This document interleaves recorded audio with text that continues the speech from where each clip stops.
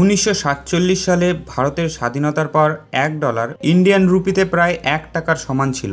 1985-তে $1 value দাঁড়ায় 12.38 Indian rupee. 1995-তে $1 হয় 32.42 টাকার সমান। 2011 সালে $1 ছিল 55.39 টাকার সমান। 2022 আজকের দিনে দাঁড়িয়ে $1 ভ্যালু 79.94 ইন্ডিয়ান রুপি, প্রায় 80 টাকার সমান। অর্থাৎ $1 কিনতে আমাদের ইন্ডিয়ান রুপিতে 80 টাকা খরচ করতে হবে।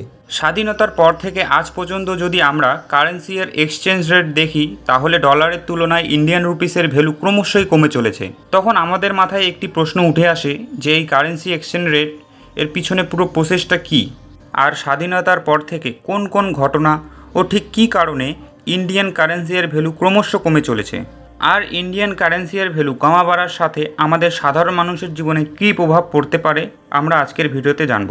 এই ভিডিওতে 1947-এর পর থেকে আজ পর্যন্ত ইন্ডিয়ান কারেন্সির এই জার্নি সম্পর্কে আমরা আলোচনা করব। যদিও 1944-এর পর থেকেই ডলার গ্লোবালি একটি স্ট্যান্ডার্ড ও স্টেবল কারেন্সি হিসেবে মানা হতো। আমরা এই ভিডিওতে অন্য কোনো কারেন্সি নিয়ে কথা বলবো না, আমরা শুধু ইন্ডিয়ান রুপি ও US ডলার এক্সচেঞ্জ রেট নিয়ে কথা বলবো। Hello friend, I am Raihan Kabir, welcome to Raihan KNI। আজকের এই নতুন তথ্যমূলক ভিডিওতে সবাইকে স্বাগত জানাই। তার আগে এই চ্যানেলে নতুন হলে অবশ্যই চ্যানেলটিকে সাবস্ক্রাইব করে বেল নোটিফিকেশন অল করে রেখো, আর ভিডিওটি শেষ পর্যন্ত দেখতে থাকো। কোনো কারেন্সি এর ডিভ্যালুয়েট বা অবমূল্যায়ন তখন হয় যখন কোনো স্টেট হোল্ডার বা গভর্নমেন্ট ব্যালেন্স অফ ট্রেড বা এক্সপোর্টকে বাড়ানোর চেষ্টা করে। তখন গভর্নমেন্ট নিজের কারেন্সিকে ডলারের তুলনায় সস্তা করে দেয়। ধরো দেশে কোনো ফাইন্যান্সিয়াল ক্রাইসিস চলে আসলো, তখন ধরো যেমন কোভিড-19, তখন গভর্নমেন্টকে সাস্টেন করার জন্য অর্থাৎ অর্থনীতিকে বজায় রাখা গভর্নমেন্টের কাছে অসুবিধা হয়ে পড়ে।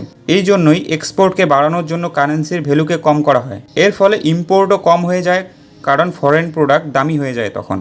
বন্ধুরা, স্বাধীনতার পর 1962-তে ইন্দো চায়না ওয়ার আর 1965-এ ইন্দো পাক ওয়ার লড়েছিল। সাধারণভাবে যুদ্ধ অনেক ব্যয়বহুল হয়, ইকোনমিক্যালিও যুদ্ধ অনেক প্রভাবিত করে।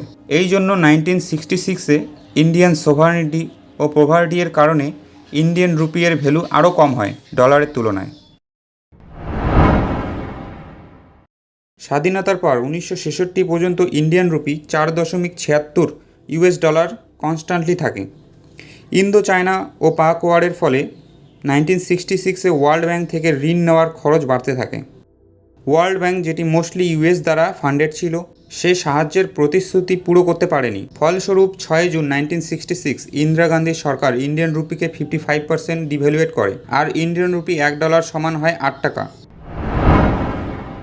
1991 গলফ ওয়ারের শুরু হয়, অন্যদিকে সোভিয়েত ইউনিয়নের পতন হয়। ঠিক এই সময় ভারতের পলিটিক্যাল অস্থিরতা চরমে ছিল এবং ফাইন্যান্সিয়াল ক্রাইসিসও। মে 1991-এ ফরেন প্রাইম মিনিস্টার রাজীব গান্ধীর হত্যার পর পরিস্থিতি আরও খারাপ হয়ে পড়ে, আর মেইন ভূমিকা পালন করে USSR-এর পতন, যেখানে ভারতের এক্সপোর্টের 20% এক্সপোর্ট যেত পূর্ব ইউরোপের কাছে। USSR-এর পতনের পর এই পুরো এক্সপোর্ট বন্ধ হয়ে যায়। এছাড়া গলফ ওয়ারের ফলে তেলের দাম বেড়ে যায়, যার প্রভাব পড়ে ইন্ডিয়ার ইম্পোর্টের উপর। আজকে আমাদের কাছে যথেষ্ট ফরেক্স রিজার্ভ রয়েছে ট্রেড ডেফিসিয়েটকে হ্যান্ডেল করার জন্য, কিন্তু সেই সময় ভারতের কাছে পর্যাপ্ত ফরেক্স রিজার্ভ ছিল না। এই প্রবলেম এই জন্যই ছিল কারণ 1991 পর্যন্ত ইন্ডিয়া একটি ক্লোজড ইকোনমি ছিল। এই কারণে RBI, reserve bank of India, international monetary fund থেকে $2.2 বিলিয়ন এমার্জেন্সি লোন নেয় 76 টন ইন্ডিয়ান গোল্ডের বদলে।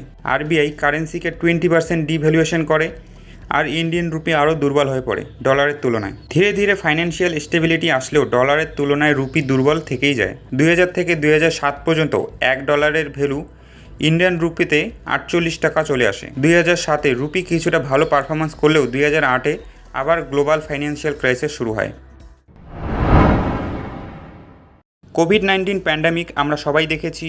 এই প্যান্ডামিকের কারণে লকডাউন, রেস্ট্রিকশন আর ইকোনমির গ্রোথ আরও স্লো হয়ে পড়ে। এছাড়া যে কয়েকটি মেজর কারণ রয়েছে রুপি নিচে নামার, সেগুলি হলো প্রথমত ক্যাপিটাল আউটফ্লো, লোক রুপিকে বিক্রি করে ফরেন কারেন্সিকে কিনছে। দ্বিতীয়ত হলো রাইজিং অয়েল প্রাইস, তেলের দাম বাড়লে একই পরিমাণ তেল কিনতে বেশি পরিমাণ রুপিকে বিক্রি করতে হবে। আমরা যখন কোনো দেশ থেকে কোনো প্রোডাক্ট কিনতে যাব, তখন সেই দেশের কারেন্সিতেই আমাদের প্রোডাক্ট কিনতে হয়, আর গ্লোবালি বেশিরভাগ ট্রেড ডলারেই হয়ে থাকে। তৃতীয়ত হলো কারেন্ট অ্যাকাউন্ট ডেফিসিয়েট, ইম্পোর্ট ও এক্সপোর্টের গ্যাপ বেড়েই চলেছে। এক্সপোর্ট যত কমবে রুপির ভ্যালুও তত কমবে। এছাড়া এই পরিস্থিতিতে ফরেন ইনভেস্টর যারা ভারতে ইনভেস্ট করতো তাদের সংখ্যাও অনেকটা কমে গেছে। এই ছিল কাহিনী স্বাধীনতার পর থেকে রুপির ভ্যালু ক্রমশ কমার।